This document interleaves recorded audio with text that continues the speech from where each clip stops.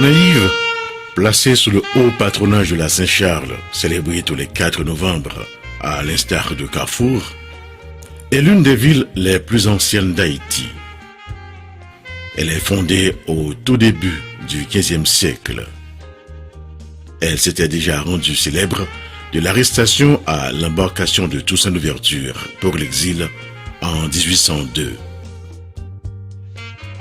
Cette ville, dotée naturellement d'un port sûr, dont la population est estimée à plus de 300 000 habitants, est connue de presque tous les Haïtiens. Elle a fait l'histoire, elle l'a marqué, et notre goût recherché de la liberté et de l'indépendance y est scellé le 1er janvier 1804.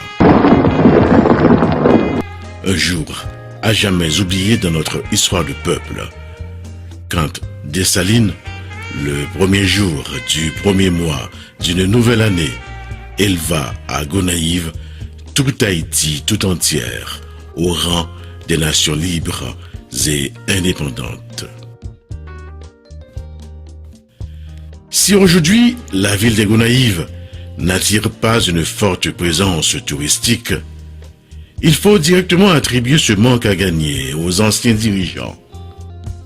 Ils ont détruit des monuments méritant d'être gardés, restaurés, réaménagés et entamés ailleurs, toujours dans la ville, la construction de nouveaux, et aujourd'hui, la prospérité leur sera infiniment reconnaissante. C'est ainsi qu'en janvier 1904, le président Nord Alexis, dans le cadre de la célébration du centenaire de l'indépendance, fit construire le nouveau palais des héros. Ceci engendra immédiatement la disparition de l'endroit original où Dessalines jura de vivre libre ou mourir. Ce même palais des héros allait être encore un demi-siècle plus tard remplacé par une obélisque, soit en janvier 1954. Occasion oblige, le 150e glorieusement célébré par le président Paul-Eugène Magloire. Gonaïves a connu plusieurs figures historiques, pour ne citer que quelques-uns. Jacques-Stéphane Alexis, médecin et écrivain, auteur du roman à sensation Compère Général Soleil. Maurice Sexto, l'un des grands paroliers haïtiens de tous les temps, qui ne se souvient pas de Metzabolbec, de Gomoso, de Tissintanise. Jacques-Édouard Alexis, ancien Premier ministre sous la présidence de René Préval, intellectuel de grand calibre, agronome, professeur et recteur de l'université, ancien candidat malheureux à la présidence d'Haïti en 2010. La diva Emeline Michel, avec un mixage de compas, de rara et de jazz, fait mieux percevoir la musique haïtienne au-delà de nos frontières. Madame Herta Pascal Trouillot, première femme présidente d'Haïti, et c'est sous sa présidence que le pays a connu ses premières élections libres et démocratiques en décembre 1990. Timano. Il allait justement avoir 32 ans quand il succomba après une maladie courageusement supportée.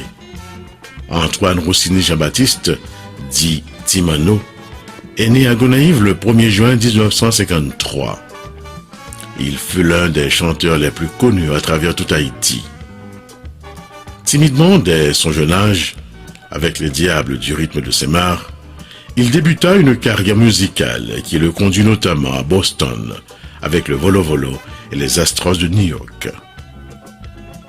En 1978, Timono devenait le leader single de DP Express et du même coup, au carnaval Biberon, il s'est révélé le chanteur le plus populaire de l'époque. Malheureusement, quelque temps après, soit en 1981, il rompra le mariage avec le DP Express et alla faire bande tout seul. Il forma le Gemini All Stars. À sa mort à New York, le 13 mai 1985, le groupe enregistra 5 albums avec des tubes très connus tels L'Agent Cante. La ville des Gonaïves, toujours à l'avant-garde du changement en Haïti, a sonné le 7 février 1986, le glas de la fin de la dictature. Ainsi, le peuple haïtien a-t-il retrouvé le droit à la parole, le droit à la liberté, une liberté d'expression jalousement gardée aujourd'hui. Quand vous entendez à la radio, vous voyez à la télévision, les gens manifester et des journalistes du monde entier parler de grands rassemblements ou de manifestations, pensez immédiatement à Gonaïves, où tout a commencé en 1985 avec la mort de 3 jeunes écoliers. Je ne connais pas un seul Gonaïvien qui n'est pas fier d'être un fils de la terre salée. De loin ou de près, il sent et conserve son appartenance. Gonaïves, avec le Collège Immaculée Conception, CIC, vieux de presque 50 ans, a formé plusieurs générations occupant les grands couloirs de l'administration publique, tant que privée en Haïti et à l'étranger. Aux examens officiels du bac 1 et 2, cet établissement frôle toujours le record national avec ses hauts taux de pourcentage de réussite. Gonaïves, notre ville, notre fierté, le lieu de départ de toute une nation convergée vers la paix et le respect de la dignité de la personne humaine. Gonaïves, à juste titre, mérite fièrement et dignement d'être appelée la cité, le berceau du renouveau et de l'indépendance d'Haïti. CBA. Merci.